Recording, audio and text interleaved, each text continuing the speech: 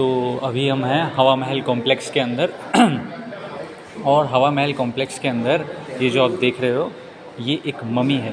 Mummy बॉटन from straight from Egypt से लाई गई है and it would might sound a bit overwhelming और should I say flabbergasted to से कि यार राजस्थान में इजिप्ट की कोई इतनी कीमती चीज़ कर क्या रही है, but it's just for tourist purposes. हमारे राजा को महाराजा सवाई मानसिंह जी को ये गिफ्ट में मिली थी। सो आप ये समझ सकते हैं कि जो जयपुर था वो उसकी रीच कितनी थी and how well connected the leaders were during that time. तो गाइज़ अभी हम हैं हवा महल कॉम्प्लेक्स के अंदर और कॉम्प्लेक्स के पीछे जो फाउंटेन है इट जस्ट लुक्स गुड।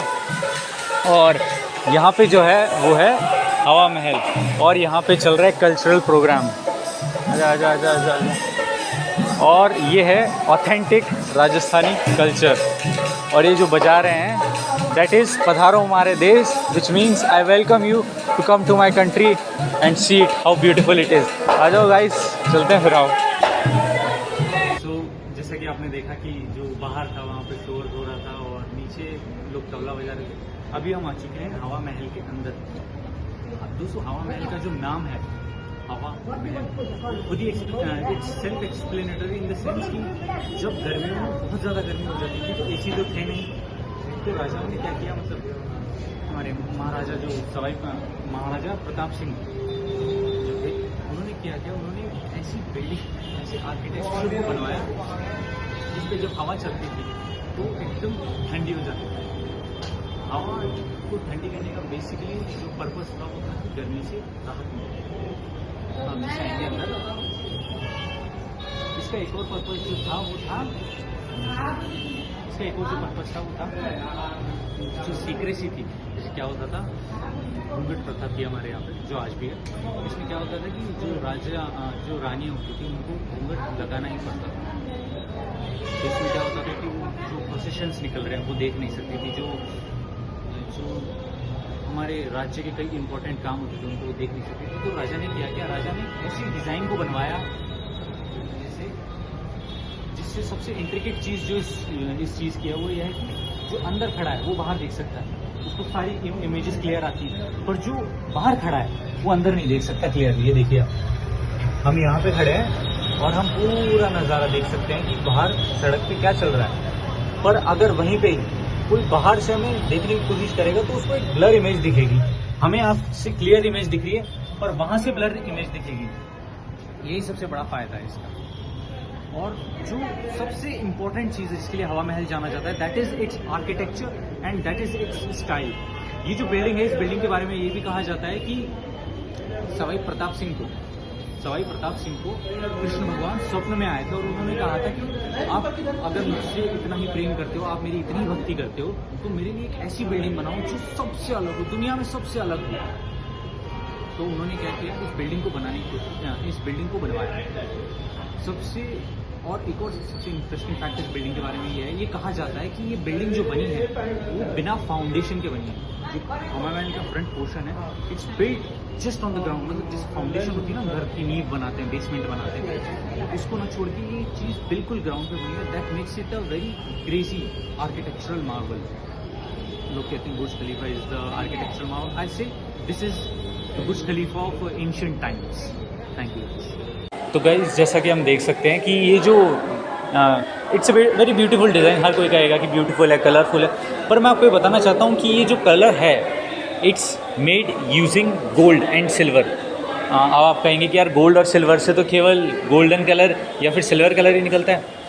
मैं आपको ये बताता हूँ कि जब गोल्ड को हम बहुत बारीक कर देते हैं, बहुत नैनो पार्टिकल्स पे जब हम गोल्ड को बना देते हैं तो होता क्या है कि उसकी प्रॉपर्टीज़ चेंज हो जाती है। इट्स कॉल्ड फोटो सेंसिटिविटी बढ़ जाती है उसमें, मतलब फोटो सेंसिटिव प्रॉपर्टीज़ आ जाती है उसमें। जैसे कि अगर हम 200 माइक्रोन पे करेंगे उससे तो it will show yellow colour, अगर हम 150 माइक्रोन पे करेंगे तो it will show green colour, और अगर हम उसको बहुत बारीक बना दें तो it will show blue colour. So इसी तरह से इनको कलर दिया गया था। It wasn't using a film, it was just using glass and gold to give the colour to this place. So जैसा कि आप देख सकते हैं हम अभी जैसा हम अभी हवा महल कॉम्प्लेक्स के अंदर खड़े हैं। वहाँ पे आप देख सकते हो कि हवा महल है और यहाँ पे फाउंटेन चल रहा है, लोग गीत बजा रहे हैं। और जैसे कि आप देख सकते हैं, this is what Jaipur is known for. वो रहा हमारा प्यारा Nahargarh fort and that is Jantar Mantar, अगर आप वहाँ पे देखेंगे तो। सो जयपुर इसीलिए यूनेस्को वर्ल्ड हेरिटेज साइट में है क्योंकि Jaipur provides you and gives you the sense that you are something bigger in life rather than just old plain buildings of old times। Jaipur आपको वो एहसास देता है कि आप ये कनेक्ट कर सकते हो कि राजा महाराजा कैसे थे, अब उनकी प्रजा कैसी थी, उनकी सोचने की क्षमता कितनी थी, क्योंकि जिस हिसाब का और जिस कल्चरली इंट्रिकेट तरीके से कॉम्प्लेक्स बनाया गया है, it defines what beauty means in old standards। it defines what architectural marvel can be achieved if the king decides to have some of this। Okay, so अगर आप एक बार जूम करोगे तो आपको दिखेगा वहाँ पे, if you look at the view, it's just all about the view. जैसा मतलब it's all about the view itself.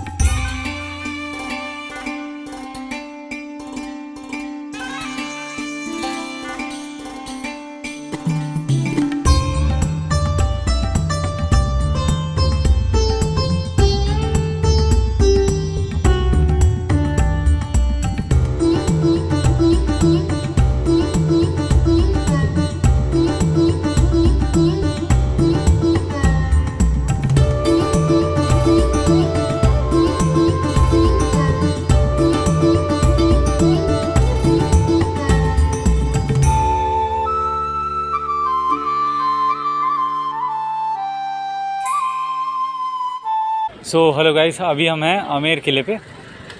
Amer किला जैसे आप देख सकते हैं, ये सबसे मैग्निफिसेंट चीज़ है जो राजा मान सिंह जी ने बनवाई थी।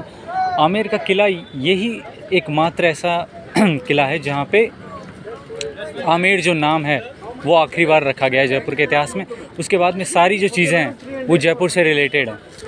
आमेर के किले को बनवाने का सबसे जो बड़ा पर्पस था, दैट वाज स्टाइलिंग।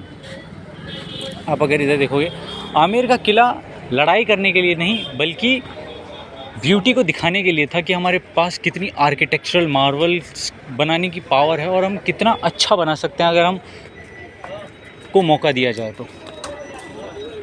जो आमेर का किला है वो 3 सेक्शंस में डिवाइडेड है। This is one section, the main section. This is the check post. ये चेक पोस्ट है और पीछे का हिस्सा है जो नाहरगढ़ फोर्ट से कनेक्टेड है। और ये जो तीनों हिस्से हैं ये एक दूसरे से एक इंटरलॉक्ड मैकेनिज़्म में जुड़े हुए हैं, मतलब नीचे ही नीचे इनके टनल्स हैं। तो अगर जब भी कोई लड़ाई की स्थिति होती थी या राजा रानी को कोई संकट आता था तो इन टनल्स से वो आ जा सकते थे। और अभी हम फिर ऊपर चलें।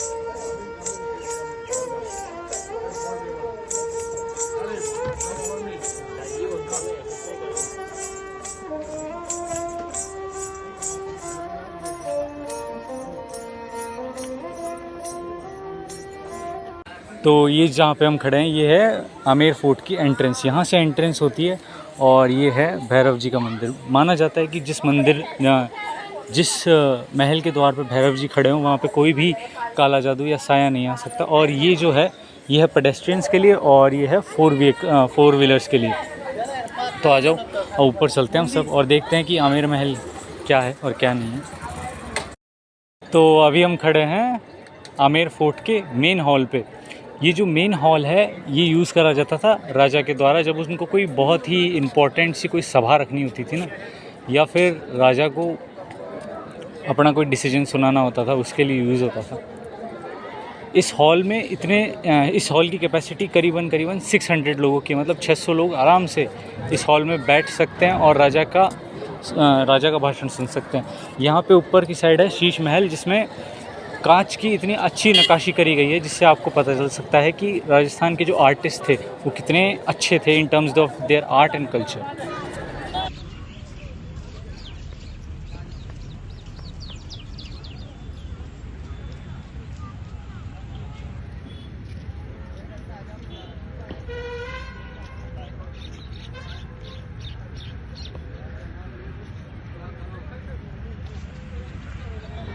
तो अब हम आ चुके हैं the one and final historical place of Jaipur Rajasthan, which is जल महल। जल महल की सबसे बड़ी स्पेशलिटी ये है कि ये पानी के बीचों बीच बना है और कई बातें तो ऐसे भी कहती हैं कि ये 2 स्टोरीज नीचे बना हुआ है पानी के। 2 स्टोरीज नीचे होने का मतलब है कि पहली ऐसी स्ट्रक्चर थी, man made structure that was below the ground, which was quite fascinating considering कि हमारे पास उस टाइम पे अंडरग्राउंड टेक्नोलॉजी नहीं थी और फिर भी हमने ये बनाने की कैपेसिटी रखी। So I think it's a very worth while.